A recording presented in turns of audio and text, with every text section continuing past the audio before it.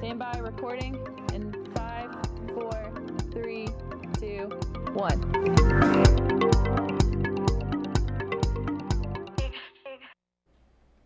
Hello and welcome to this episode of EHC TV. I'm Abby Hathorn. And I'm Khalil King. Welcome back to the show. Abby, what's going on? I had such a great time over break, starting my young YouTube child that I'm raising right now. Did you have a good turkey day and a good holiday? It was good, but I literally made a list over break of all the papers that I have to write. And oh my gosh, Bruh. I have put things back so far. Now I have like 4 things due all this week, and it's a lot, but it's going to be okay. I can relate. I'll see you in MS tonight. Yeah, definitely. Work, grind. Yeah. So who do you have on the show with you today? I have Chloe Harris from the women's basketball team today. Excited to have her on. Who do you have? I have Professor Woods on set today to talk about how she came to Emory and kind of like being a new mass comm professor, and just a little bit of tips since finals are literally right around the corner. Maybe some tips she can give for us that are panicking inside. So Cool. Well, that's going to be beneficial for myself as well. Can't wait for it. We will now pass it over to Will Seidel with the news. Welcome back. I'm Will Seidel bringing you today's news update. The first ever Mr. Emory and Henry pageant was held last week to raise funds for the Samaritan House thrift store. The winner of the pageant was Ashil Wanga. First runner-up was Ron Miller, and second runner-up was Desmond Perry. The pageant was a project that was put together by the Civics Innovation 300 class called Innovation Leadership that is taught by Mr. Jim Wallace. Emory and Henry campus steaming. Well, students and faculty, it is finished now, but as I'm sure you are all aware, there was a little digging going on from the Martin Brock Center, and the reason being is to patch holes in the steam pipes that are underground in that area. Several of the buildings on campus, including Wiley Hall, the Chapel, Byers, and Martin Brock Center, are heated through these boiler systems. So as you know, this was something that needed to be fixed, especially with the winter approaching. Help wanted. Speedway and Lights volunteers needed. Volunteering on behalf of the birthplace of country music for Speedway and Lights is a great way to give back to the community while supporting Birthplace of Country Music, Inc. Proceeds from the Speedway Lights go to the Speedway Children's Charity. Volunteers are needed on the 9th of December, the 23rd of December, the 30th of December, and the 6th of January. Duties include directing vehicles, working the ticket booth, Santa's helper, photographer, and more. As a token of our appreciation, each volunteer will earn 1 weekend pass to the 2008 Bristol Rhythm and Roots Reunion Festival for each Saturday night shift completed. For more information and to sign up, please contact Maggie Oberman at moberman@ehc.edu. Helpers needed at E&H Christmas Dinner. Be a part of the E&H holiday spirit and volunteer as helpers at the children's activities tables at the E&H Christmas Dinner on Wednesday, December 6th. Volunteers are needed prior to the event to help plan and prep, and are needed to lead activities like crafts, games, colorings, and others to entertain children for a couple of hours of the evening. If you are interested, please contact Maggie Oberman again at moberman@ehc.edu. Well, that's all I got for you guys today. If you have anything you would like to share with me, you can email me at waseidel16@ehc.edu, or you could tweet me at TheLastWill10. Thank you guys for tuning in, and also I hope that everyone had a wonderful Thanksgiving. We'll see you next time. hello and welcome to this feature interview. I'm Abby Hathorn. On set with me today I have Professor Woods, who is our newest mass comm professor. Welcome to the show. Thanks for having me, even though I'm here every week. Yeah. Not like a new scene for you. But first of all, like, what's it like as the semester's coming to a close? Your first semester at Emory. How do you feel? Has it been like a good experience so far? It has. Coming to Emory and Henry as a new professor, I was a little nervous, not knowing what to expect, not knowing if the students are going to accept me, if we'll have some conflicts or not knowing if I would be prepared. But yeah, I kind of really just transitioned easy pretty much. I'd already had some teaching experience, and I actually had lessons planned and teaching, what I felt comfortable with. So. You talk about prior teaching experience. Where did you teach prior to Emory and Henry? So my first job was actually at a technical college, and so I taught nursing assistants and diesel mechanics. That's definitely different than mass comm. Yes, so that just got my feet wet. When you get into it, you never know, if you're going to like it or not. So that was just a way to kind of get my feet wet. And I liked it. It was just a way that I was helping someone build a better future for themselves. So then from that, I went ahead and decided, I'm going to go ahead and pursue my PhD. So I went to the University of Southern Mississippi, which I'm currently pursuing right now. I'm still in dissertation phase, so pray for me that I finish. But yeah, so and there they, gave me any class that I wanted, and so I just really progressed from there. So how did you find Emory and Henry from, going to school at the University of Mississippi and teaching at a technical school and teaching things that are not mass comm related? How did you end up at Emory and Henry to teach communications? I really have no idea. Long story short, I was kind of frustrated, coming to a close of my plan of study, let's say, and I just know that I needed to kind of grow. I was kind of stuck in this little box. I was done with all my courses, and I needed to get out and start my career, basically. So somehow I found Emory and Henry online. I applied, and it took a little while. And so, as you guys will find out in your job search, you may not get an immediate response, but as soon as I got a phone call, I talked to, I think, Mark and Brent, and immediately, they sent for me, and I interviewed, and I met everyone, and I was welcomed in. Now, some of your prior communication experience, what are some of the things that you've done that you think really help you to be able to teach communications at Emory Henry, in our classroom environment? Well, initially, I pursued media anyway. I tell people all the time I'm nosy, so that's what I love about media. Media is always changing and growing. And even as I get older, the students are coming younger and they'll learn new technologies and keep me young. So from that, I had started in production and TV. So I worked for a Fox affiliate and I worked for an ABC affiliate. And just learning production and being around reporters and news and media, I knew that was something that I didn't want to necessarily be in, but I definitely could teach and encourage and inspire others to do it. Yeah, it's definitely a challenging world, and I like doing my internship this summer. Being even a reporter's assistant is kind of stressful. So what are some of the things that in the classroom you try to prepare students with to say hey, it's kind of like a dog eat dog world sometimes, but it's also very fun. You get to new technology and new things like that. So what are some of the things that you kind of teach your students? Yeah, well, the first thing is you have to be passionate about it. Don't go into it if you don't like it. So I really like that, we have this show and give the students experience of what they're going to like and what they're not going to like. I also tell them, have in mind what you want to do and how you want to grow. And also be prepared to just learn new things. It's a team effort also. Always be willing to work with others, get along with everyone, and you should be fine. So what are one of the things being at Emory, coming to close of your first semester, what's one thing that you really stands out with you, saying this is a great school, I love teaching here? What's one thing that kind of nails it on the head? Yeah, I think the students are more career focused, and they're really getting more opportunities. I think the thing about a smaller campus and a smaller community, you actually get to have those opportunities. Whereas if you were in New York City or Atlanta, you would have so much competition. So there's a lot of room for growth that you have here that you don't have at other schools. The other thing is this TV studio, the radio station, newspaper. A lot of schools actually don't have that. And I know students, you may think it's all small budget, but it's actually really state of the art. Right. So. And kind of my closing question, finals are coming up, everybody's stressed out. Students, we like to put things off. It's just human nature sometimes. So what are some advice you can give to students? Obviously, you've taught a lot of different things. So what's some just general finals advice that you can give to some of the Emory Henry students?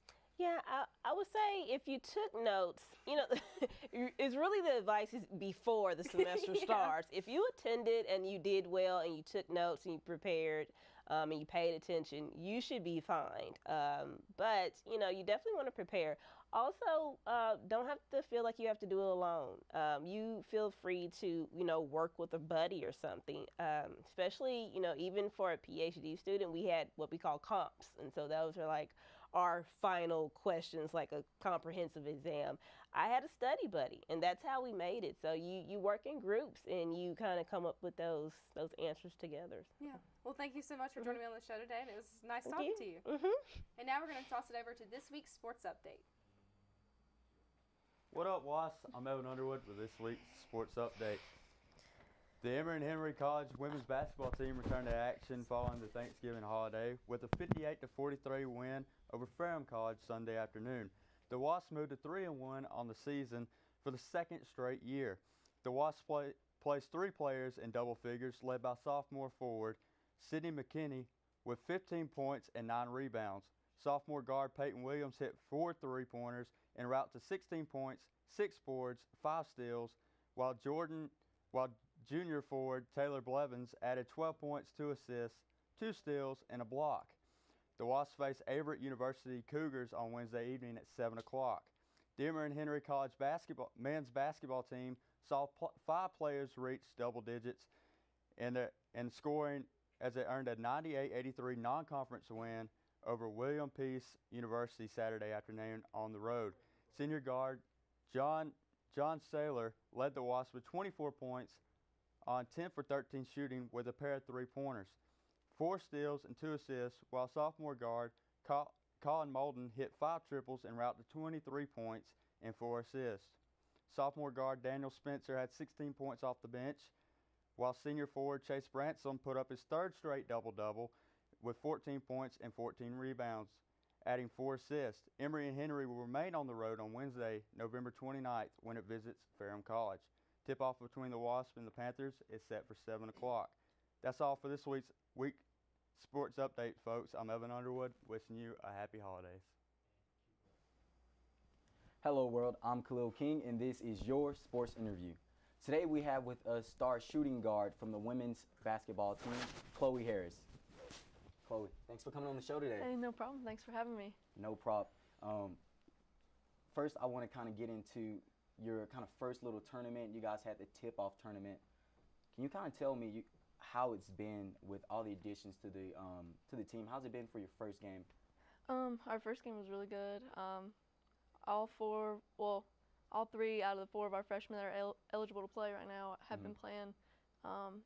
Our team as a unit has been very cohesive. We've been playing really well, sharing the ball, very unselfish this year. I think we are going to see some big things this year. Yeah. You guys have only lost 1 game, and it was in this tournament. What do you think has been like the leading contributor to that loss, or what do you think kind of went wrong? I don't think we came out ready to play as aggressively as they did. That UT Dallas team was very physical. They're nationally ranked, so that was going to be a tough game, and I think we hung with them as much as we could, but they're a really good team. Yeah, definitely. A big thing for you guys this year is you guys always have fresh legs. I like to compare you guys to like an overpopulated Justice League. I say that because you guys have, just so many good players, and I haven't seen any Emory team do this as much, especially not with the men's team. But you guys are always interchanging, and you guys have so many players. How's that been this year? Yeah, I love that. I mean, I think that we have a lot of depth. So anything that anybody else could sub in, we have somebody to sub in as well to match up with them. And even more so, like, I feel like one of our strengths on our team is that we outrun everyone else because we do have fresh legs and we do have people to keep the momentum going even when the other team starts to get tired. So I think that's our strength. Yeah. Speaking of strength, I've been watching you over the years, and you've just proven to be just such a strong player.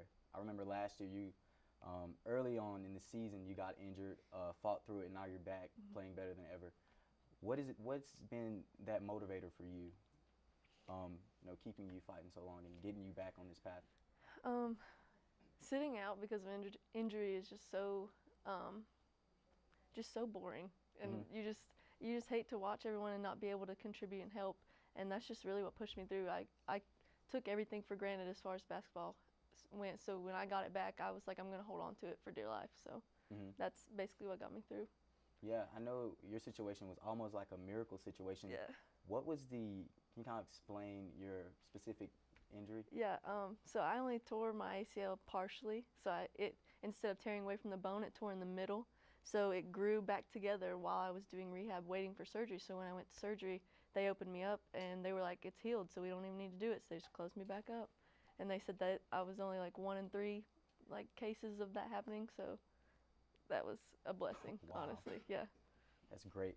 Talk about Megan Jacoby. She's been, coach says, one of the best players she's been able to coach. What's it like and does for the team to have her alongside coaching guys now? It's amazing. It's like she never left. I mean, she's the best point guard that coach ever coached, and she's the best point guard I've ever played with. So to have her there and have her coaching from the sideline, raising new point guards and continuing to contribute to our team and build it up to what it is amazing to have her. Yes. You know, you guys didn't come out as physical as you wanted to play for that second game, but since then you guys have been winning, and it hasn't been any close games. I remember last year seeing or just sitting through some of the guys' games, and it's just like, gosh, I don't want to be here right now because it's so close. Yeah. What do you think is the #1 contributor to you guys' current success? I'd have to say unselfishness.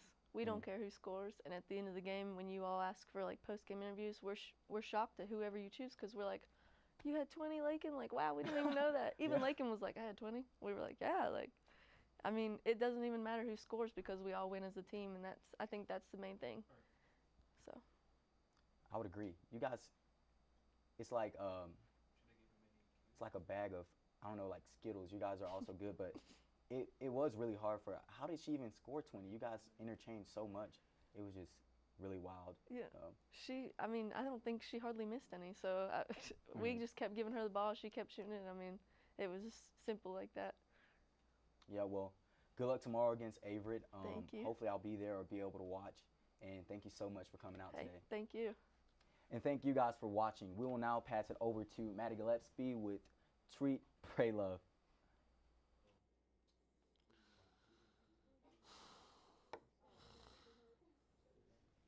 Oh, dang. I'm sorry. What time is it? Must have dozed off again. And you're probably wondering why I dozed off since we are fresh off coming back from break. Well, you see, it's because all of our professors decided to put all the big projects and assignments right at the end of the semester, and I've been pulling all-nighters trying to get them done, or just, halfway decent. Oh, and it doesn't help that these projects and assignments are worth 99.9% of your final grade. And now you're probably saying, but they gave you these assignments at the beginning of the semester. Just look at the syllabus. Well, let me tell you something. Shut your mouth, get out of my face, and move on with your life. Oh, wait, you can't move on with your life because you never had one to begin with. Most of us have a life unlike you. We all have priorities we need to take care of first. For guys, it's simple. Our priorities revolve around football, girls, social life, and others. I mean, good grief. I went to go hang out with a girl last September. I'm gone for 5 minutes, and then I look up, it's November 28th. What do you know? And then I didn't realize 2 months had just went by, just like that. And for girls, it's even simpler. If they get asked to go for a run at Dunkin' Donuts for vanilla iced coffee, it's over. Lock it up. Throw it away. Call the cops. Call the fire department. They're done. They're toast. They're gone. Home run. It's over. And the sad part about all this is, it's not our fault. It's the professor's fault because they knew we wouldn't start on these big projects and assignments early. I mean, who does? They know we have other important stuff to take care of, just like the stuff I mentioned. So who is at fault here? The students for doing the normal routine, or professors for knowing the obvious and still not changing their assignments and projects? Think about it and stay woke, Wasp Nation. I'm Will Seidel, and this was my rant.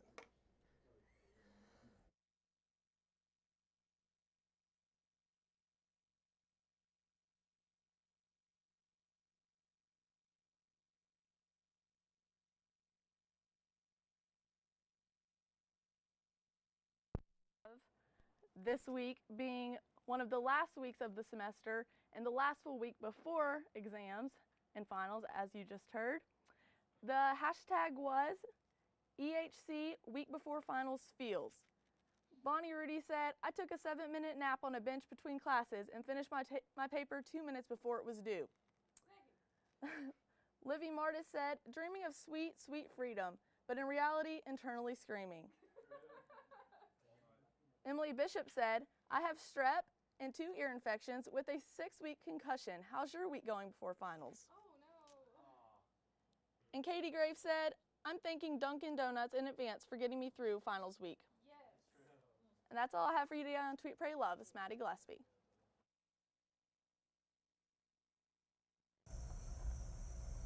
Hey, high schoolers, are you interested in reporting? How about radio, television, graphic design? Emory and Henry has the program for you. Middle Appalachian High School Media Association is looking to recruit high school students. Put your media skills to the test at ENH's annual MASMA competition. Rewards for the competition includes scholarships to ENH.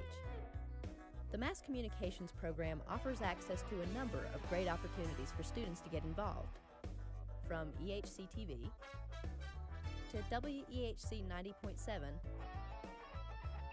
to the Emory and Henry White Topper. Find out more at ehc.edu/media.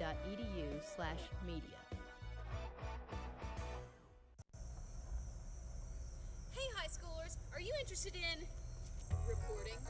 How about Radio. Television.